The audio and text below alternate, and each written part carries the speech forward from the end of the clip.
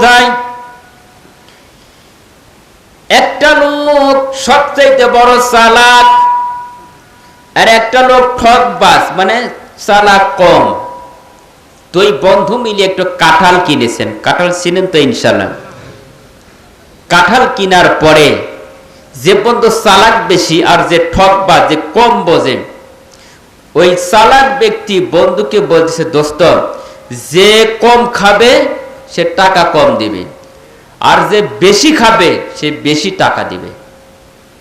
তো যে চালাক বন্ধু উনি কাঁঠালের ওয়াও খায় আটিও খায়, বলে সুবহানাল্লাহ, দুইটাই মারতেছে। আর যে চালাক কম ওই লোকটা বেশি খুলে খুলে খাইতেছে। তোরার কাছে প্রায় 45টা বেশি, কয়টা? আর যে চালাক বেশি, বেশি চালাকে গলায় দড়ি। এই লোকটা আটিও খেয়েছে, ওয়াও খেয়েছে। যাক আলহামদুলিল্লাহ। খাওয়ার পরে দোস্তকে বলছে, দোস্ত বেশি কোন, যে চালাক বেশি তার কাছে 5টা, কয়টা? মাত্র 5টা। আর যে বেশি বোঝে কম ওই লোকটার কাছে মাত্র 45টা বেশি। তোর বলছে, দোস্ত তোর কাছে তো বেশি 45টা, কয় টাকা দেওয়া লাগবে? আমার 45 টাকা। আর যে খাইছে বেশি, টাকাও কম, আর কয় টাকা? মাত্র 5 টাকা। 50 টাকা মিল করে কাঁঠাল ক্রয় করছেন, দিয়ে দিছেন। খাওয়ার পরে কিতাব প্রমাণ করেছে বিজ্ঞানীরা 3টা জিনিস হজম হয় না। 1 নম্বরে এই বিসি খাওয়ার পরে পেটের ভিতর গড়গড়ি ডাক উঠেছে ঘুম পাড়ার পরে। যে রাত 12টা 1টা বাজে পেটের ভিতর গড়গড় আওয়াজ হয়েছে। তোর পায়খানা করবে কোথায়? এদিকে দেখে তো মেঘের গর্জন, আবার দেখে পেটের গর্জন, দুইটা তো একত্র হয়ে গেল।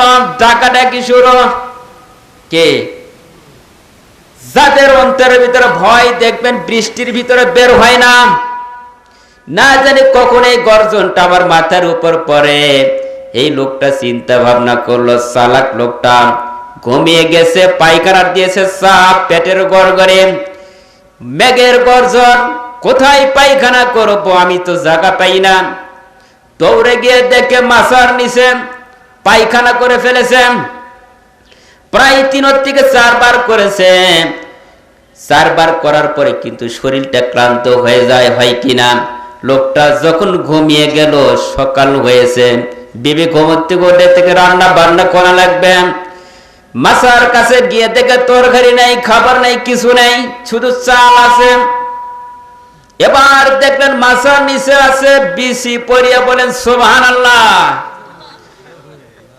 এবার বিসি গুলো দেখিয়া বলতেছে, হাই রে আল্লাহর কোন ওলি যেন এখানে ফেলে গেছেন, না হয় জিব্রাইলের মাধ্যম দিয়ে বিসি গুলো দিয়ে গেলাম। বিসি গুলো বৃষ্টির পানিতে পরিষ্কার হয়ে গেছে।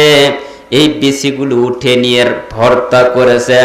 ভর্তা করার পরে স্বামীকে ডাক দিয়েছে, রহিমের বাবা ওঠো, ক্লান্ত শরীর, খোদার অবস্থা খারাপ, শরীরের অবস্থাও খারাপ। বিসমিল্লাহ ছাড়াই 3 প্লেট খেয়েছে, বলেন সুবহানাল্লাহ। বুঝে শুধু বল,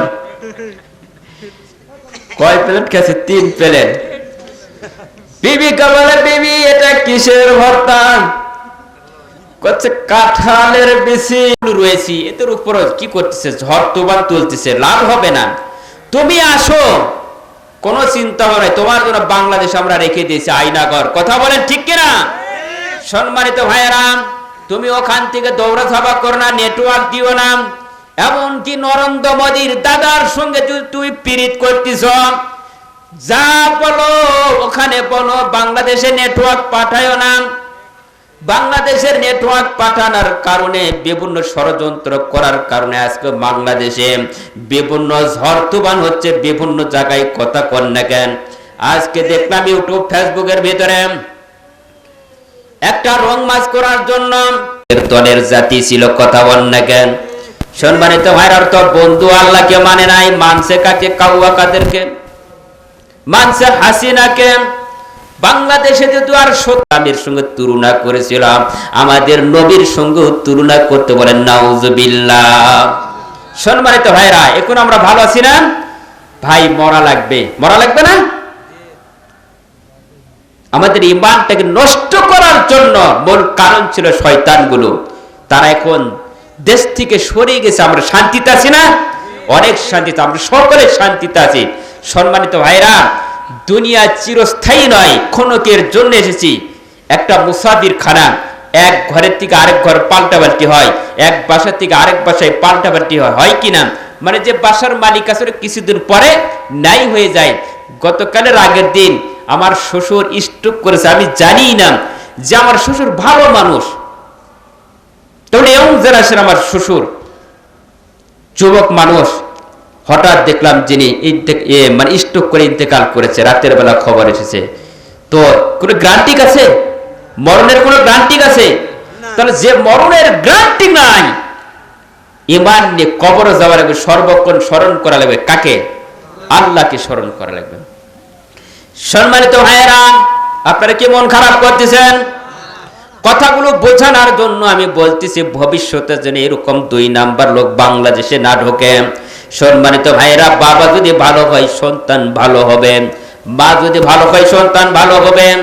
তার মানে পার্লামেন্টে যখন ভালো কোনো লোক বসবে, ওই লোকটা নামাজের তাকিদ দিবে, ওই তাকিদের কারণে আপনি নামাজ পড়বেন 5 ওয়াক্ত, আল্লাহর জান্নাতের মেহমান হয়ে বলেন সুবহানাল্লাহ। সম্মানিত ভাইয়েরা, আগামী দিনের ভবিষ্যৎ বাংলাদেশ হবে আলিম ওলামাদের ভবিষ্যৎ। কথা বল না কেন? সম্মানিত ভাইয়েরা, ভারতের ভিতর থেকে আরেকটা লোক কিরকম ষড়যন্ত্রের কুমার, তিনি এখন পরিকল্পনা করতেছে বাংলাদেশের লোকটা যেন বাংলাদেশের লোকের ভিতরে বিভ্রান্ত তৈরি করে দিচ্ছে, এবং কি ওই দেশের ভিতরে কাঁচামাল পেঁয়াজ আলু সব নষ্ট করে দিচ্ছে। সম্মানিত ভাইরা, মানুষের খাবার যারা নষ্ট করে তারাই হলো মানুষের কাতারে পড়ে, ওরাই হলো কুলাঙ্কার জাত, ওদের কিন্তু জন্মেরও ঠিক নাই। কথা বলেন ঠিক কিনা? খাদ্য কি নষ্ট করা যায়? খাদ্য নষ্ট করা যাবে? সে খাদ্যগুলো আজকে ভারতের ভিতরে নষ্ট করে দিচ্ছে। সম্মানিত ভাইরা, ভারতের মাল যদি বাংলাদেশে না আসে, বাংলাদেশ কি অচল হয়ে যাবে? অচল হবে?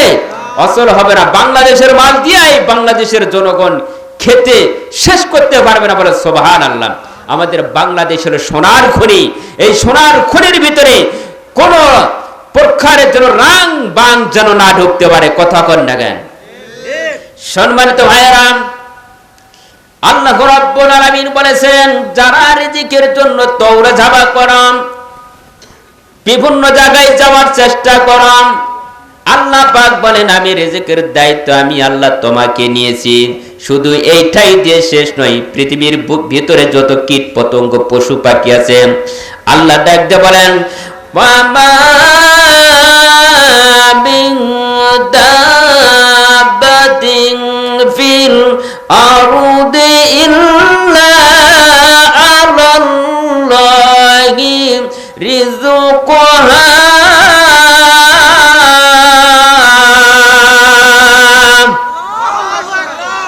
সম্মানিত ভাইয়েরা, আল্লাহ রাব্বুল আলামিন বলেন এই পৃথিবীর রিজিকের জন্য দায়িত্ব নিয়েছি, বলেন সুবহানাল্লাহ। আমাদের কোনো টেনশন আছে? কোনো পেরেশান নাই। রিজিক দেনেওয়ালা কে? রিজিকের মালিক আল্লাহ। ওই যে আল্লাহ যিনি আমাদের রিজিকের ব্যবস্থা করে দেবে, ওই আল্লাহর উপর তাওয়াক্কুল করা লাগবে, ওই আল্লাহর উপর ভরসা করা লাগবে, ওই আল্লাহরই কাজ করা লাগবে। কথা কন না কেন? সম্মানিত ভাইয়েরা, একটা চড়ুই পাখি যদি আল্লাহর উপর তাওয়াক্কুল করতে পারে, আমরা বান্দা হয়ে কেন আল্লাহর উপর তাওয়াক্কুল করতে পারি না? ভরসা করব কার উপরে? আল্লাহর উপর ভরসা করব। চড়ুই পাখি বলে আল্লাহ সারাটা দিন সারা রাত তোমার ইবাদত করেছি, এখন সারা দিন খাবার খাওয়া লাগবে, সারা দিনের ভিতর আমার পেটটা ভরায়া আমাকে যেন বাসায় ফেরত দিয়ে দিও, বলে সুবহানাল্লাহ। চড়ুই পাখির তাওয়াক্কুল করছে কার উপরে? আল্লাহর উপর ভরসা করেছে। বান্দা ভরসা করে কার উপরে? কিছু বান্দা আল্লাহর উপরে, কিছু বান্দা বান্দার উপর। কত নাকি আছে না? যে মেম্বার কি মাল দিবি, চেয়ারম্যান কি দিবে, আশা থাকে কিনা? আর কিছু বেনিফিটও নেই, 5,000 6,000 টাকা নেই কিনা। এই যে বয়স্ক বিধবা ভাতা, এদের জন্য 5,000 6,000 টাকা নিয়েছে আমার এলাকায়। সম্মানিত ভাইরা, এরকম ঘুষ যেন না লাগে। কি রাজি আছেন তো ইনশাআল্লাহ? আর আমরা ঘুষ দিব না, ঘুষের মতো লোক বাংলাদেশে টিকতেও দিব না। ঘুষ মুক্ত, সুদ মুক্ত বাংলাদেশ গড়াতে চাই। সম্মানিত ভাইরাম,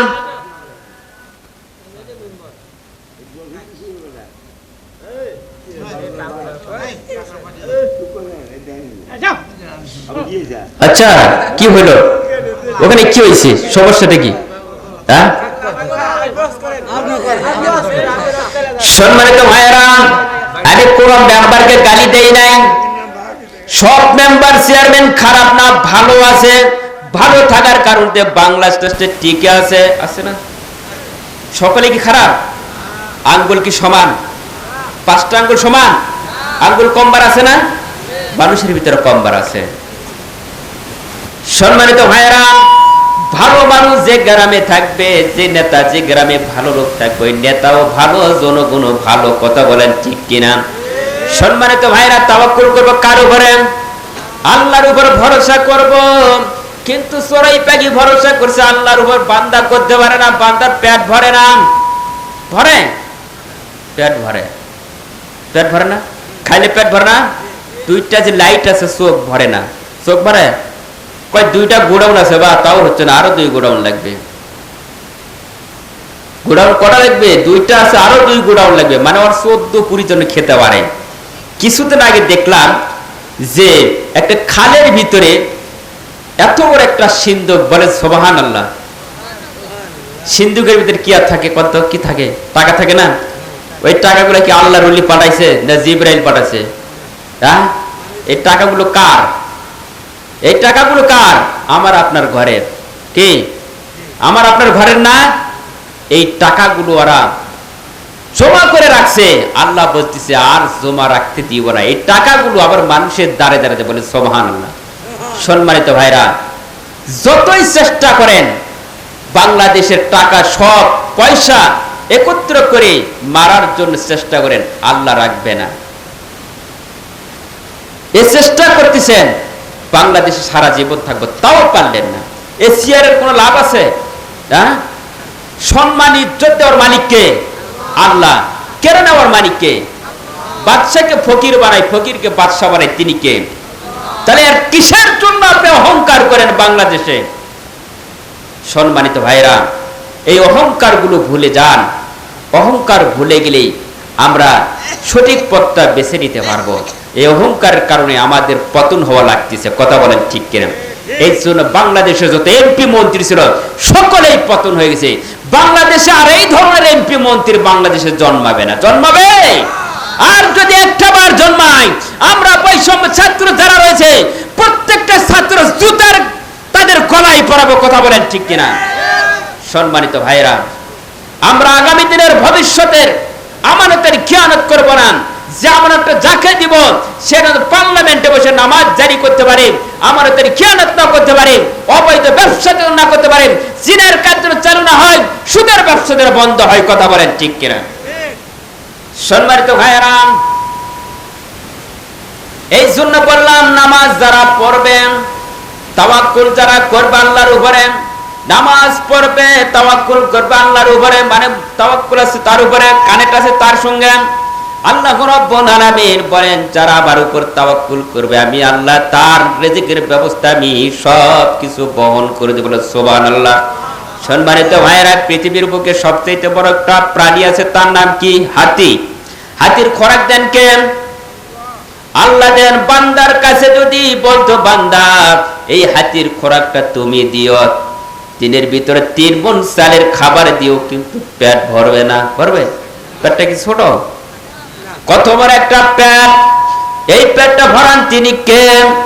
আল্লাহ রাব্বুল আলামিন। এই হাতির খাবারের ব্যবস্থা, খোরাকের ব্যবস্থা, রিজিকের ব্যবস্থা আল্লাহ যদি দিতে পারে, মানুষের ছোট একটা পেট তাও কিন্তু আমাদের ভরে না। সম্মানিত ভাইয়েরা, এই যে জমিনের উপরে একটা প্রাণী থাকবেন, সেই প্রাণীটা হলো হাতি। আর পানির নিচে যে একটা প্রাণী থাকে সবচেয়ে বড় মাছ, তিমি মাছ, যার ওজন হয় 120 টন। চিৎকার দেবেন সুবহানাল্লাহ। 120 টন প্রাণী, একটা মাছ, এই মাছকে খাবার দেন তিনি কে? আল্লাহ দেন। এই মাছ যখন একটা বাচ্চা পৃথিবীর বুকে আসে মার, এই বাচ্চা যখন হয়, ছোট হয় না বড় হয়? বড় হয়। এই বাচ্চাটা আবার প্রায় 50 থেকে 60 মণ দুধ পান করে, বলে সুবহানাল্লাহ। মানুষ কি দিতে পারবে? পারবে না। সম্মানিত ভাইরা, এই জন্য আমরা বন্ধু হিসাবে মেনে নিয়েছি আল্লাহকে, রসুলকে বন্ধু হিসাবে মেনে নিয়েছি। যারা আল্লাহকে বন্ধু হিসাবে মানবে, রব হিসাবে মানবে, আল্লাহকে যারা রব হিসাবে মানবে, তাদের দুনিয়ায় বিপদ বেশি না কম? ইন্নাল্লাযীনা ক্বালু রাব্বুনাল্লাহ সুম্মা ইসতাকামু তাতানাজ্জালু আলাইহিমুল মালায়েকা। সম্মানিত ভাইরা, ইন্নাল্লাযীনা ক্বালু রাব্বুনাল্লাহ, নিশ্চয়ই যারা বলবে আমার রব আল্লাহ, তাদের বিপদ কম না বেশি? বিপদ কম না বেশি? কারণ রব হিসাবে মেনে নিয়েছি কাকে? আল্লাহকে আমরা রব হিসাবে মেনে নিয়েছি, এই জন্য আমাদের বিপদটাও বেশি। কারণ বিপদটা বেশি হওয়ার কারণ হলো একমাত্র ইমানদার বান্দা, মুমিন বান্দা যারা, ওই সমস্ত বান্দাবাজি যখন মৃত্যুবরণ করবে, ওই সময় রহমতের ফেরেশতা এসে বলবেন তোমাদের কোনো টেনশন নাই, কোনো পেরেশান নাই, আল্লাহ তাখাফু ওয়ালা তাহজানু, তোমাদের কোনো টেনশন নাই, পেরেশান নাই, ভয় নাই। আল্লাহ রাব্বুল আলামিন বলে দিলেন রহমতের ফেরেশতাকে বলবেন যাও যাও তোমরা ওখানে অবস্থান করো। মানুষ যখন মৃত্যু শয্যায় চলে যায় কষ্ট হয় কিনা? ওই সময় রহমতের ফেরেশতা আসিয়া ডাক দিয়ে বলবেন বান্দা, ও আল্লাহ রাব্বুল আলামিন তোমাদেরকে বলে দিয়েছে কোনো টেনশন নাই, পেরেশান নাই, কারণ দুনিয়াতে তোমরা ভালো কাজ করেছো, আমরা তোমার সঙ্গে আছি। বলেন সুবহানাল্লাহ। তোমরা দুনিয়াতে জীবন দিয়েছ, ইসলামের জন্য আন্দোলন করেছ, ইসলামের জন্য জীবন দিয়েছ, বাতিলের কাছে মাথা নত করো নাই। কথা বলেন ঠিক কিনা? সম্মানিত ভাইরা, মীর কাসেম বাতিলের কাছে মাথা নত করেন নাই, আল্লামা সাঈদী সাহেব মাথা নত করছে। কার নিকটে করেছেন? আল্লাহর নিকটে করেছেন। 17টা বছর পর্যন্ত জালিমের জেলখানায় বন্দী ছিল আল্লামা সাঈদী সাহেব। আল্লামা সাঈদী সাহেব কি একেবারে খারাপ লোক ছিল?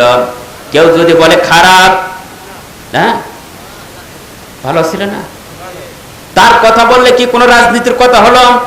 কারণ উনি তো একজন মানুষ, যে মানুষটা ভালো হয় তারই কথা প্রশংসা হয় কিনা? সম্মানিত ভাইরা, আমার মসজিদে যখন চাকরি নিলাম, প্রায় কয়েকটা মাস হয়ে যাওয়ার পরে সাঈদী সাহেব মারা গেল। ওনার জন্য দোয়া করার জন্য বলছিল সেক্রেটারি সাহেব, সভাপতি সাহেব বলে হুজুর রাজাকারের জন্য দোয়া করলেন। আমি বললাম অসম্ভব, উনি কেমন করে রাজাকার হতে পারে? কয় হ্যাঁ ও রাজাকার। সম্মানিত ভাইরা, পরের জুমায় থেকে আমি আর যাই নাই। না যাওয়ার কারণে বারবার ফোন দেয়, টেলিফোন দেয়, হুজুর আসা লাগবে। আমি বললাম যে মসজিদের মুসল্লি গুলো, যে মসজিদের সভাপতি সেক্রেটারি, ওরা জানোয়ার হয়, জানোয়ারদেরকে নামাজ আমি আলিম হইয়া কোনদিন পড়াতে পারি না। সম্মানিত ভাইরা, আল্লামা সাঈদীর জন্য হিন্দুরা পর্যন্ত কাছে, কিন্তু মুসলমান জাতি কিছু কুলাঙ্কার আসিল কিনা? সম্মানিত ভাইরা, এই সাঈদী সাহেবের কিছু কথা উপস্থাপন করলেই নয়, কেমন লোকটা ছিল। উনি 50টা দেশ ভ্রমণ করে কলেমার দাওয়াত দিয়েছে। এই কলেমার দাওয়াত দিয়েছে আলেম ওলামারা। আজ আলেম ওলামারা কলেমার দাওয়াত দিয়েছেন। এমনকি আমির হামজা ভাই পর্যন্ত জেলখানায় 3 বছর ছিল। আব্দুর রহমান আল মাদানী পিচ্চি, উনিও ছিল জেলখানায়। ওনাদেরকে ডান্ডা বেড়ে দিয়া জেলখানায় বন্দী করা হয়েছিল কিনা? সম্মানিত ভাইরা, তোমাদেরকে ডান্ডা বেড়ে দেওয়া লাগবে না, কারণ তোমাদেরকে পচা ডিম দিয়া স্বাগতম জানানো হচ্ছে। বলেন ঠিক কিনা? যারা যে সম্মানের মালিক তারা সেই সম্মান পাবে। কথা বলেন ঠিক কিনা? সম্মানিত ভাইরা, আবার রাসূল আপনার নবী বিশ্ব নবী জনাবে মুহাম্মদ রাসূলুল্লাহ সাল্লাল্লাহু আলাইহি সাল্লাম নবীর জীবনে যেগুলো আমি পড়েছি, শিয়াবে আবু তালিবের জেলখানায় রাসূল ছিলেন 3 বছর। সুবহানাল্লাহ। কয় বছর ছিলেন? জালিমের জেলখানায় ছিলেন 3 বছর। শিয়াবে আবু তালিবের জেলখানায় রাসূল মাত্র ছিল 3 বছর। আবু হানিফা রাহমাতুল্লাহ আলাইহি জেলখানায় থাকছে মাত্র 10 বছর। ওখানে আল্লাহ পাক তারে কি করেছেন, শহীদের তামান্না পাঠ করে দিয়েছেন, বলেন সুবহানাল্লাহ। এবং কি ইমাম হাম্বল আহমদ শাফি, ইনি জালিমের জেলখানায় ছিল মাত্র 8 বছর। ইনার হাতটাকে এমন একটা করেছিল, আলাদা করে দেওয়া হয়েছিল। জালিমের জেলখানায় তিনি মৃত্যুবরণ করেছেন।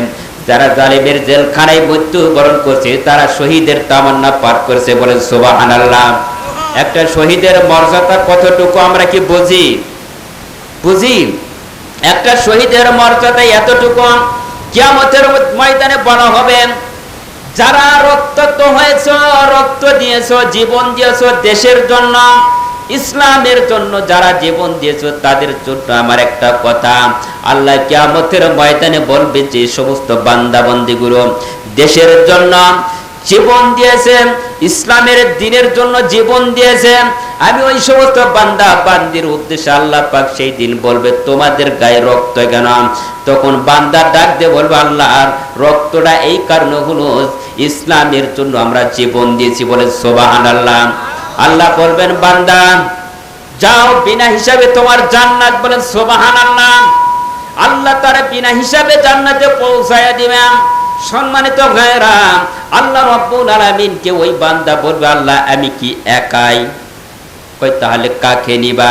কয় আগে সর্বপ্রথম নিজের পিতামাতাকে নিব, তারপর আত্মীয় স্বজনের থেকে নিব, মহল্লা প্রতিবেশীর লোকদের থেকে নিব, যারা বন্ধু বান্ধব ছিল ওদের কাছ থেকে কিছু নিব। গড় দেখছে প্রায় 70 জন লোকদেরকে বিনা হিসাবে জান্নাতে দিবে, বলেন সুবহানাল্লাহ। এইরকম মানুষ বাংলাদেশে গড়াইতে হবে। সম্মানিত ভাইয়েরা, মাইক থাকতে ক্যান ক্যান করতেছে, কারণ কি মাইকের লোকটা ঘুমিয়ে গেছে নাকি একটু দেখেন। সম্মানিত ভাইয়েরা, ইন্নাল্লাযীনা ক্বালু রাব্বুনাল্লাহ, নিশ্চয় যারা বলেছে আমার রব আল্লাহ। আল্লাহ পাক বললেন কেন ইন্নাল্লাযীনা ক্বালু রাব্বুনা, যারাই বলেছেন আমার রব আল্লাহ।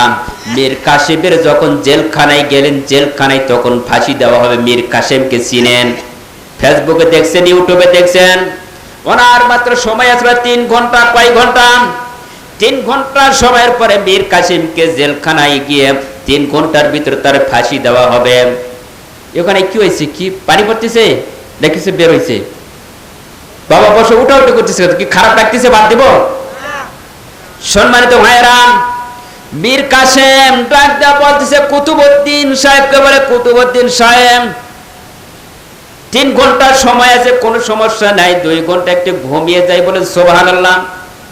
আপনাকে জেলখানায় গিয়ে রাখা হোক, থাকতে পারবেন? হ্যাঁ, ফাঁসির আগে 3 ঘন্টা ঘুমাইতে পারবেন? 2 ঘন্টা ঘুমাইতে পারবেন? 1 সেকেন্ডও ঘুম ধরবে না? ধরবে?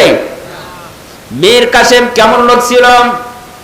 কুতুবউদ্দিনকে ডাক দেয়া বলে কুতুবউদ্দিন সাহেব 2 ঘন্টা আমি একটু ঘুমিয়ে যাব। এবার 2 ঘন্টা তিনি ঘুমিয়ে গেলেন।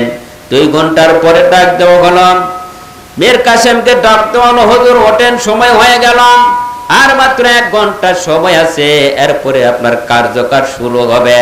মীর কাসেম তখন নামাজ সালাত কায়েম করে তাহাজ্জুদের নামাজ, সালাতুল হাজতের নামাজ পড়লেন, নিজের জানাজা নিজেই করলেন। করার পরে আল্লাহর কাছে যা চাওয়া তাই চাইছেন। এবার মীর কাসেমকে ওই জেল ফাঁসির মঞ্চে নিয়ে যাওয়া হলো, ফাঁসির দড়ি পরানো হবে, সময় আছে 1/2 ঘন্টা। ইমাম সাহেব ডাক দিয়ে বলে হুজুর কলেমা পড়েন। কই কলেমা? কিসের কলেমা? কই কেন মৃত্যুর আগে কলেমা পড়ানো লাগে? কলেমাটা পড়ানো লাগবে, রাষ্ট্রীয় হিসাবে একটা ইমাম থাকে, ইমাম সাহেব দিয়ে কলেমা পড়ানো হয়। বলতেছে যে কলেমা পড়ার কারণে, যে কলেমার বিধানগুলো মানুষের দ্বারে দ্বারে পৌঁছে দেওয়ার কারণে আজকেই তো গলায় দড়ি, বলেন সুবহানাল্লাহ। সম্মানিত ভাইয়েরা, এইটার কারণ হলো একমাত্র আল্লাহকে রব হিসাবে মেনে নিয়েছি। আমি দেখতে পারতেছি, সুঘ্রাণ পাইতেছি যে আমার ফাঁসির মঞ্চে ফাঁসি হওয়া মাত্র আল্লাহ আমার জান্নাতের সুঘ্রাণ দিয়েছে, বলেন সুবহানাল্লাহ। সম্মানিত ভাইয়েরা, আল্লাহর দ্বীনের জন্য, আল্লাহর দ্বীন কায়েম করার জন্য জালিমের কাছে যারাই মৃত্যুবরণ হবে, শহীদ হবে, ফাঁসির মঞ্চে জ্বলবে, আল্লাহ ওই সমস্ত বান্দা বান্দীদেরকে জান্নাত নসিব করে দেবে, বলেন সুবহানাল্লাহ। তাহলে আমরা বন্ধু কাকে মেনে নিব? আল্লাহকে বন্ধু হিসাবে মানবে, রসুলকে বন্ধু হিসাবে মানবে। আল্লাহ এবং রসুলের সঙ্গে যদি সম্পর্ক থাকে, আল্লাহ আমাদেরকে জান্নাত নসিব করে দেবে। সুবহানাল্লাহ। বন যদি দিতে হয় নবীকে দিও, ঠিক কিনা? বন যদি দিতে হয় নবীকে দিও, তোমার কষ্ট যন্ত্রণা যিনি সইতে পারেন না, তোমার কষ্ট যন্ত্রণা যিনি সইতে পারেন না।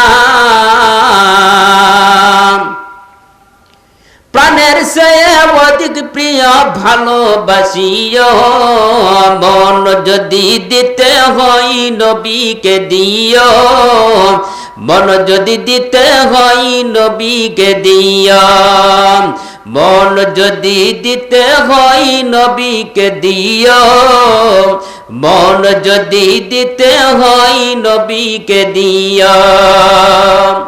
তোমার কষ্ট যন্ত্রণা যিনি সইতে পারেন না, তোমার কষ্ট যন্ত্রণা যিনি সইতে পারেন না। প্রাণের চেয়ে অধিক প্রিয় ভালোবাসিও, মন যদি দিতে হয় নবীকে দিও, মন যদি দিতে হয় নবীকে দিও। সারা জীবন কাঁদেন তিনি এই যে দুনিয়ায়, ঠিক কিনা? সারা জীবন কাঁদেন তিনি এই যে দুনিয়ায়, এখন কাঁদেন তিনি সোনার মদিনায়, এখন কাঁদেন তিনি সোনার মদিনায়। মন যদি দিতে হয় নবীকে দিও, মন যদি দিতে হয় নবীর দিও। লিল্লাহে তাকবীর, নারায়ে তাকবীর। আল কোরআনের আলো, আল হাদিসের আলো। সারা জীবন তো ঘরে জ্বালাইলাম, আর পার্লামেন্টে জ্বালাইতে পারবো না। পারবো? আমরা পার্লামেন্টে জ্বালাইলে ঘরে ঘরে জ্বলবে ইনশাআল্লাহ। সম্মানিত ভাইয়েরা, মীর কাসেমের জেলখানায় এই তো ফাঁসি হয়ে গেল, জান্নাতের সুঘ্রাণ পেয়েছে। যারা দ্বীনের জন্য, আল্লাহর দ্বীন কায়েম করার জন্য যারা জীবন দিবে, আল্লাহ তার বিনা হিসাবে জান্নাতে পৌঁছে দেবে। সুবহানাল্লাহ। সম্মানিত ভাইয়েরা, আমি যে বলছিলাম তাওয়াক্কুল করা লাগবে আল্লাহর কাছে, আল্লাহর উপর ভরসা করা লাগবে। প্রত্যেকটা প্রাণী যদি আল্লাহর উপর ভরসা করে, মানুষ যদি আল্লাহর উপর ভরসা করে, আল্লাহ তুমি আমার রিজিকের ব্যবস্থা করে দিও, খানা পিনার ব্যবস্থা করে দিও, জান্নাতের ব্যবস্থাও করে দিও, দিবে? সব তাওয়াক্কুল করলাম, কাজ করলাম না, হবে? আমি আগেই বলেছি, ইন্নামা ওয়ালিয়্যুকুমুল্লাহু ওয়া রাসূলুহু ওয়াল্লাযীনা আমানুল্লাযীনা ইউকিমুনাস সালাত।